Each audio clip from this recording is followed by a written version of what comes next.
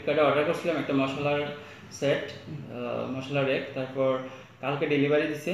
তো ডেলিভারি দেওয়ার পর আমি বাড়িতে দেখলাম এটাতে কোনো জিনিস নাই। প্যাকেটটা অন করার পর এটা দেখছি 4টা স্টোন, মানে 4টা পাথরের টুকরা এটার ভিতরে। তো তারপর আমি ফ্লিপকার্টের কাস্টমার কেয়ারের ফোন নাম্বার নিয়ে ফোন নাম্বার কল করছি, তারা জানাইছি। তারা কইলো যে এই ম্যাটারটা ভেরিফাই করবো, যদি ভেরিফাই করে যে সব কিছু তাহলে রিফান্ড করবো। আর এখন আমি তারা লেগে ওয়েট করতেছি, এখনও তারা কোনো ফোন আইসে না। এবং আমি ডেলিভারির বয়রাও কল করছিলাম, সেও আইসে না কালকে।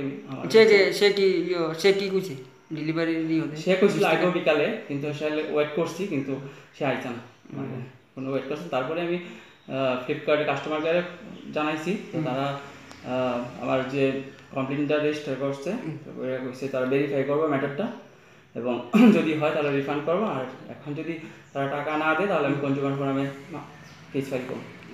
মামলা হইব না? Consumer forum. আপনার নামটা? আমার নাম উৎপল ভৌমিক। বাড়ি? বাড়ি তো তার